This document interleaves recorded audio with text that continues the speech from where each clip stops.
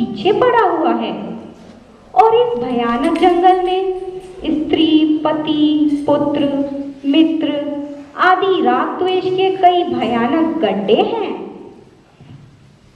ऐसी स्थिति में अपनी विषय आसक्तियों में बंधा हुआ जीव कैसे भगवान की शरण में जा सकता है? अरे, लगता है ये बालक इस तरीके की बिगड़ी हुई बातें कर रहा है। दूसरों के बहकाने से बच्चों की बुद्धि यूं ही बिगड़ जाया करती है। लगता है गुरुजी के घर विष्णु के पक्षपाती कुछ ब्राह्मण वेश बदल कर रहते हैं। मंत्री, बालक की भली भांति देखभाल की जाए जिससे इसकी बुद्धि बहकने ना पाए। जो आज्ञा देते राज।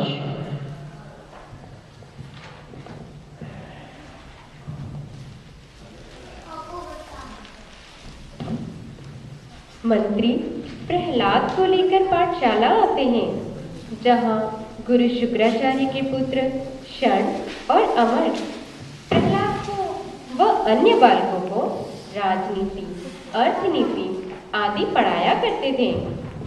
वे उनसे प्रश्न करते हैं कि उन्होंने प्रहलाद को ये कौन सी शिक्षा दी है जो वो दैत्यों के शत्रु विष्णु का गुणगान कर रहा है।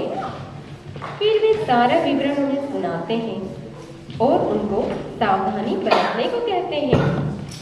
गुरुपुत्र उनकी बात सुनकर बड़े आश्चर्यचकित होते हैं और प्रहलाद को पुनः दैत्य शिक्षा देने का प्रयास करते हैं।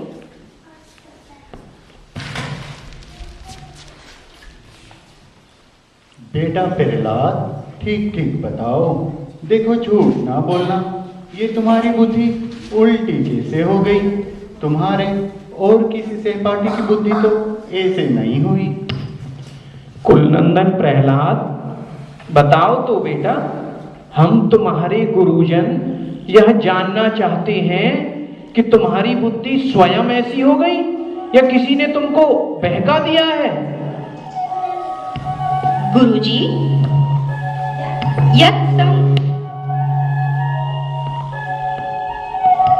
यत्संग लब्ध्वा निज वीर्य भैववम तीर्थम मुहुः संस्पृशताम ही मानसम हृदय जोन्तः श्रुतिभिर्गतोन्गजम कोवेन सेवेत मुकुंद विक्रमम। गुरुजी, जिन भक्तों के संग से भगवान की कथा सुनने को मिलती है, उनका संग अगर मिल जाए तो वो ही संसार का सबसे बड़ा तीर्थ है और उस कथा के सुनने से ही भगवान स्वयं हृदय में जाकर सारे पापों का हरण कर बुद्धि को शुद्ध कर देते हैं। गुरुजी, फिर भला उन भगवत भक्तों का संग कौन न करना चाहेगा? अरे, कोई मेरा बैग तो लाओ। ये तो हमारी कीर्ति में कलंक लगा रहा है। इस दुर्बुद्धि बालक को ठीक करने के लिए इसे उचित दंड ही देना पड़ेगा।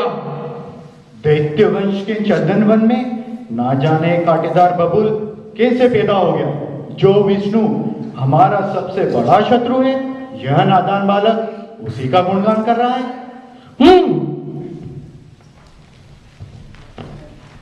इस प्रकार गुरुजी ने तरह तरह से डांट डपट कर प्रहलाद को धमकाया और फिर से उनको दैत्यों के धर्म, अर्थ, काम संबंधी शिक्षा दी।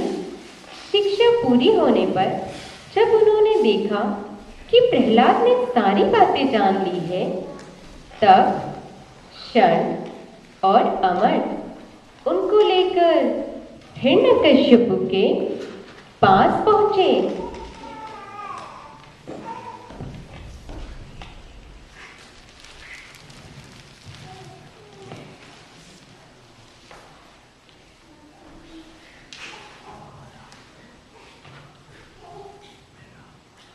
प्रणाम पिता। चिरंजीव बेटा प्रहलाद।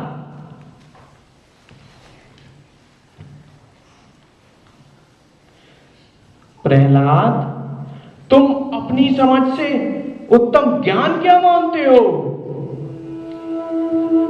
पिताजी, विष्णु भगवान की भक्ति के 9 भेद हैं। श्रवणम कीर्तनम, विष्णु स्मरणम, पाद सेवनम, अर्चनम वंदनम, दास्यम साख्यम, आत्मनिवेदनम। भगवान के गुण एवं चरित्रों का श्रवण, उनकी लीलाओं और नामों का कीर्तन, उनके मंगलमय रूप का स्मरण, उनके श्री चरणों की सेवा, उन परम प्रभु की पूजा, उनकी वंदना, उनके प्रति दास्य भाव और उनसे साख्य, उनसे आत्मनिवेदन। यदि भगवान के प्रति समर्पण के भाव से यह 9 प्रकार की भक्ति की जाए, उसी को मैं उत्तम अध्ययन समझता हूँ। रे नीच ब्राह्मण, ये तेरी कैसी करतूत है? दुर्बुद्धि, तूने मेरी कुछ भी परवाह ना करके ये इस बच्चे को कैसी निस्सार शिक्षा दे दी। अवश्य ही तू हमारे शत्रुओं के आश्रित है। हे महाबली, हे इंद्रशत्रु, आपका पुत्र जो कुछ कह रहा है वह मेरे या किसी और के बिगाड़ने से नहीं कह रहा है।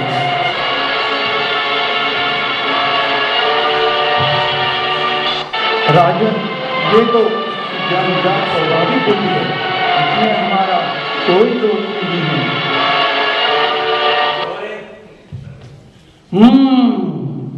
क्यों रे? यदि तुझे ऐसी खोटी बुद्धि गुरुपुत्रों से नहीं मिली तो बता कहां से प्राप्त हुई? पिताजी, आप रुष्ट ना हो। गुरुजी का कोई दोष नहीं। सभी अनर्थों का नाश तो तब होता है जब बुद्धि भगवान के श्री चरणों में लगे।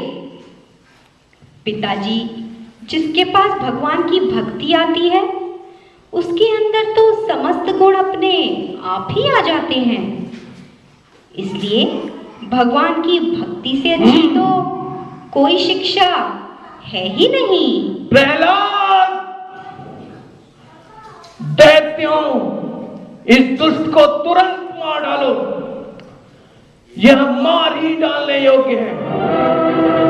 देखो तो, जिसने इसके चाचा को मार डाला, यह नीच दास के समान उसी विष्णु के चरणों की पूजा करता है। अब यह विश्वास के योग्य नहीं। लगता है इसके रूप में मेरा शत्रु विष्णु ही आ गया है। मारो, काटो।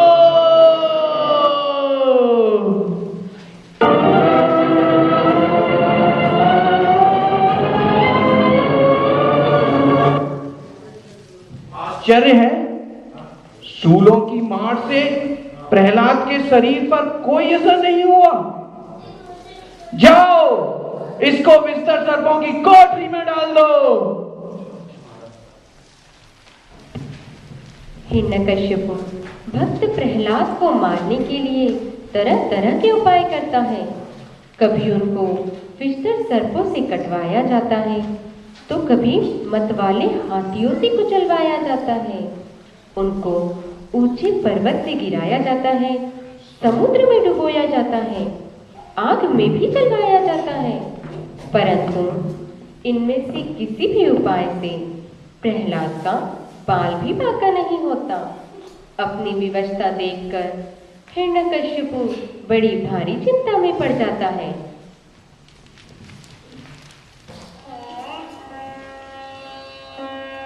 प्रहलाद, तेरे अंदर क्या चमत्कार है जो ना तुझे समुद्र डुबोता है, ना तुझे आग जलाती है और ना ही तेरे ऊपर कोई अस्त्र शस्त्र काम करता है। तेरे पास ऐसी क्या शक्ति है? मेरे पास कोई ऐसी शक्ति नहीं। इस प्रभाव को तो कोई भी व्यक्ति प्राप्त कर सकता है। जिसने भगवान अच्युत को श्रद्धा से अपने हृदय में धारण कर रखा हो। पिताश्री ब्रह्मा से लेकर तिनके तक छोटे बड़े समस्त प्राणियों में, पंचभूतों में, प्रकृति में, सब जगह एक ही परमात्मा तो विराजमान है। आग, पानी, समुद्र, अस्त्र शस्त्र, इन सभी में परमात्मा विराजमान है। तो फिर इनसे भय कैसा? यह बालक होने पर भी इतना समझदार है। ये ना तो किसी से डरता है, ना ही इसकी मृत्यु होती है। इसकी शक्ति की था नहीं है। कहीं ऐसा ना हो कि ये नन्हा सा बालक ही मेरी मृत्यु का कारण बन जाए।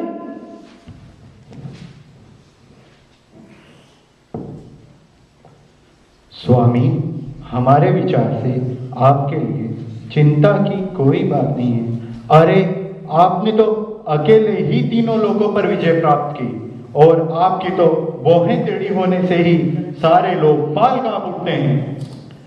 फिर भला बच्चों के खिलवाड़ में भी भलाई बुराई सोचने की कोई बात है? अवस्था की वृद्धि और गुरुजनों की सेवा से बुद्धि प्रायः सुधर जाया करती है। आप इसे हमें सौंप दीजिए, हम अच्छी शिक्षा देकर इसे सुधार देंगे। ठीक है।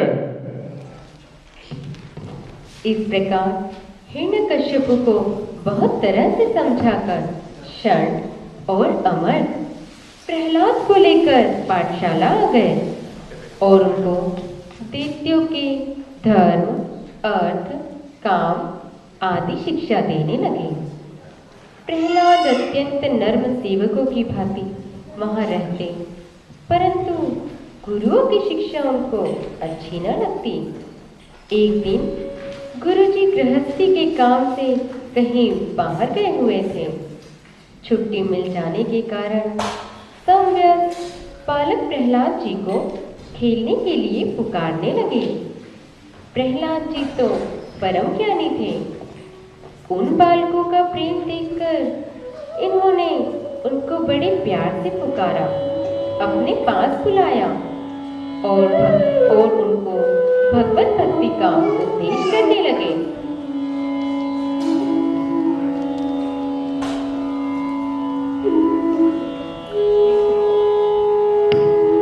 मित्रों, इस संसार में मनुष्य जन्म बड़ा ही दुर्लभ है, क्योंकि इस नाशवान शरीर से हमें अविनाशी भगवान की प्राप्ति हो सकती है, परंतु पता नहीं कब इस जीवन का अंत हो जाए। इसीलिए बुद्धिमान पुरुष को बुढ़ापे या जवानी के भरोसे न रहकर बचपन से ही भगवान की प्राप्ति करने का अभ्यास करना चाहिए।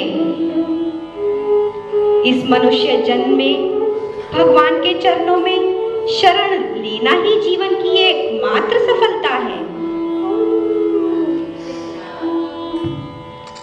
भगवान की प्राप्ति तो बहुत कठिन है। क्या हम बालकों को भी उनकी प्राप्ति हो सकती है? हाँ, क्यों नहीं? यदि तुम्हारे मन में श्रद्धा हो तो तुमको भी भगवान मिल सकते हैं। स्त्री हो, छोटे बच्चे हो, कोई भी हो, श्रद्धा से सब भगवान को प्राप्त कर सकते हैं। और भगवान को पाने के लिए कोई बड़ा परिश्रम नहीं करना, वे तो हम सबके हृदय में रहते हैं। बस मन को सदैव भगवान में लगाए रखना चाहिए। अरे, अभी से ये सब करने की क्या जरूरत है? अभी तो पूरी उम्र बाकी पड़ी है। नहीं भैया, भगवान को पाने का साधन तो सबसे अच्छा इस कुमारावस्था में हो सकता है। बड़े होने पर तो स्त्री, पुत्र, धन आदि का मोह मनुष्य को बांध लेता है।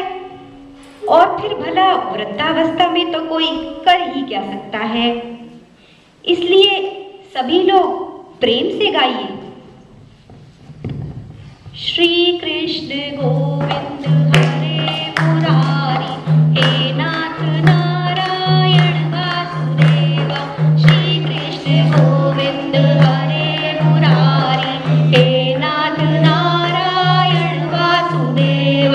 श्री कृष्ण गोविंद हरे मुरारी, हे नाथ नारायण वासुदेव। श्री कृष्ण गोविंद हरे मुरारी, हे नाथ नारायण वासुदेव। श्री कृष्ण गोविंद हरे मुरारी, हे नाथ नारायण वासुदेव। श्री कृष्ण गोविंद हरे मुरारी, हे नाथ। अरे ये क्या? ये तो हमारे सभी बालकों को बिगाड़ देगा। इसे तुरंत महाराज हिरण्यकश्यप के पास ले चलो।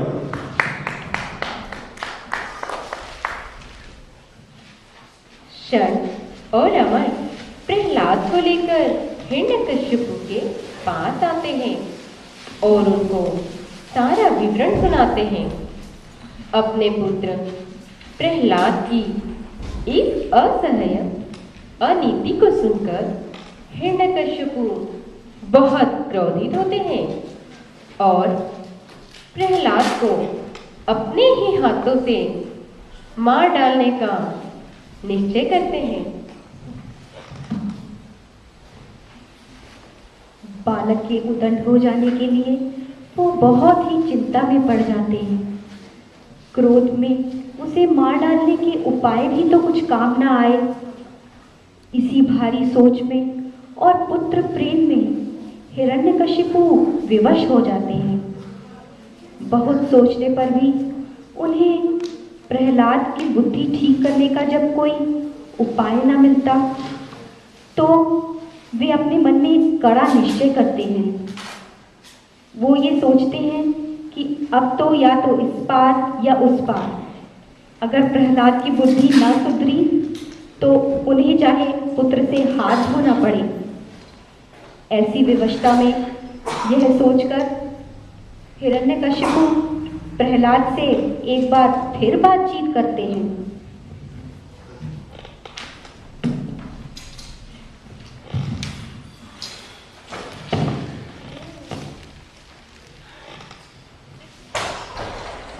अरे मूर्ख, तू तो बड़ा उद्दंड हो गया है।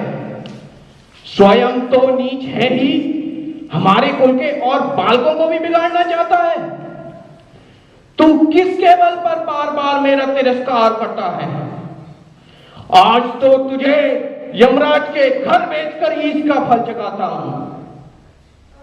मूर्ख, मैं तनिक सा क्रोध करता हूं तो तीनों लोग और उनके लोकपाल कांप उठते हैं। तू किसके बल पर निडर होकर मेरी आज्ञा का उल्लंघन करता है? कहां है तेरा वो सहायक? देखता हूं आज कैसे बचाता है वो तुझे। पिताजी, आप क्रोध ना करें। हम सबकी शरण एक वो परमात्मा ही है। वे ही आश्रय हैं, वे ही माता पिता हैं, वे ही सब कुछ हैं। हम सबका बल उसी एक परमात्मा के सहारे ही है।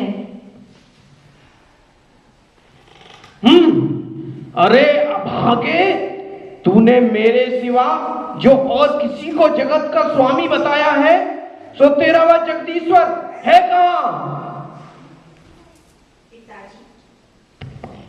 भगवान तो चराचर संसार के समस्त प्राणियों में विराजमान हैं। वे मुझ में हैं, आप में हैं, आपके खड़क में हैं, सर्वत्र हैं। है पृथ्वी कृष्ण, है वायु कृष्ण, है जगत कृष्ण, अव्यक्त कृष्ण, प्रहलाद कयो सब भाव कृष्ण। जय कृष्ण कृष्ण, जय कृष्ण कृष्ण। आकाश कृष्ण है, अहम कृष्ण है, महत कृष्ण, अव्यक्त कृष्ण, प्रहलाद कयो सब भाव कृष्ण। जय कृष्ण कृष्ण, जय कृष्ण कृष्ण, जय कृष्ण। बोले। तो प्रहलाद, क्या कहा? वो सर्वत्र है, तो क्या इस खंबे में भी है? हाँ पिताश्री।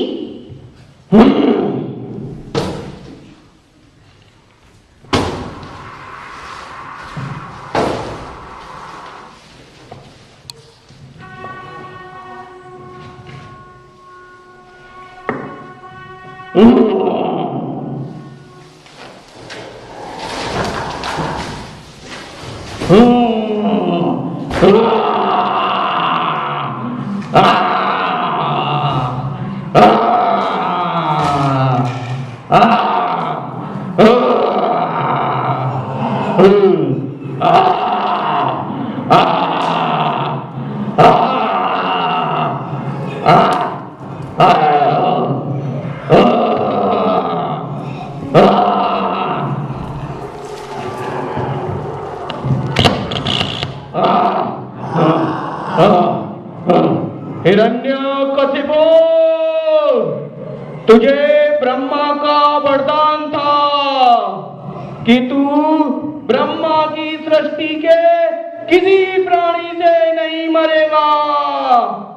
तो मैं ब्रह्मा की सृष्टि में नहीं हूं, ना मैं नर हूं, ना पशु, ना सुर, ना दैत्य। इस समय ना दिन है ना रात, संध्या वेला है। तुझे ना अस्त्र से मारा जा रहा है, ना शस्त्र से। मैं अपने नखों से तुझे मार रहा हूं। तू ना घर के भीतर मर रहा है, ना घर के बाहर। तुझे घर की देरी पर मारा जा रहा है।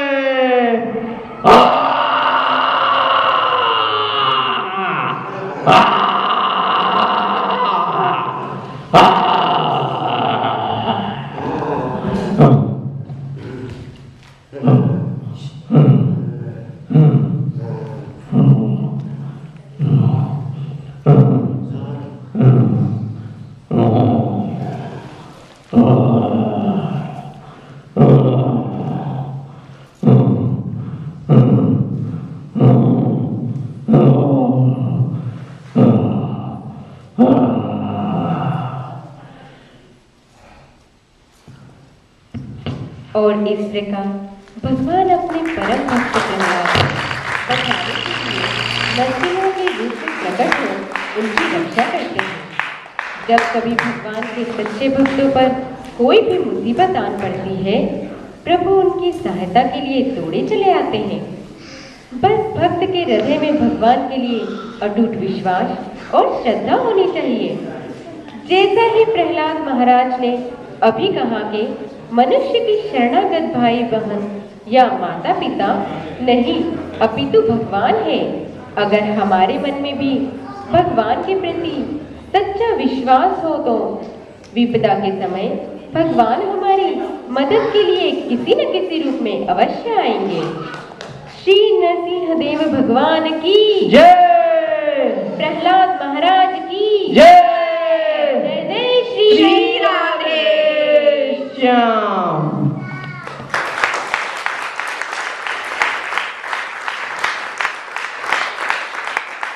Thank you everybody for looking at the drama. It was a very quick preparation, so we could not do much better than this. Thanks all. And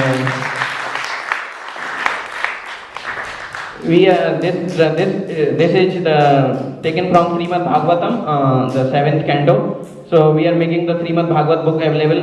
If you want to take a book, you can donate to temple. It's $10 donation for the temple. Okay, thank you.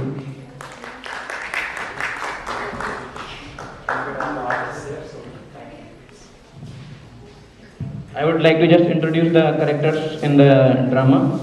Can you open the curtain, please?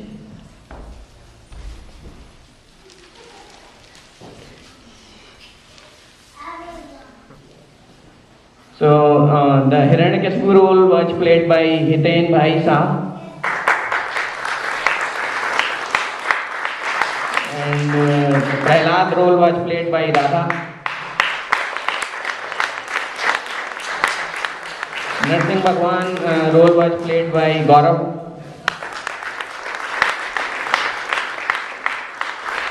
And the Guru of Prahlad Maharaj, Sand and Amar, the son of Guru Shukracharya, was played by Prashant Singh and Varun. Narration was done by Swati. And the voice for Prahlad was given by Khushbu. And the music behind the scenes was played by Ankita. And the friends of Prahlad Maharaj, the two little kids, they were played by Arnav and Pranav. Thank you very much.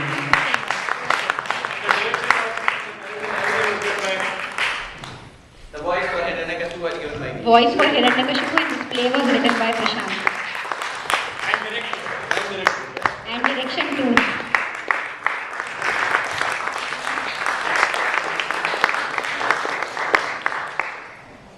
Thank you very much. Jai Shri Krishna. On behalf of Shri Krishna Vrindavana, I would like to thank the Braj Group for this wonderful depiction of Narasimhavatara. Narasimhavatara is extremely special to all the Vaidika Dharmis and especially to the followers of Srimad Acharya. Narasimha Nakastuti, as you all know,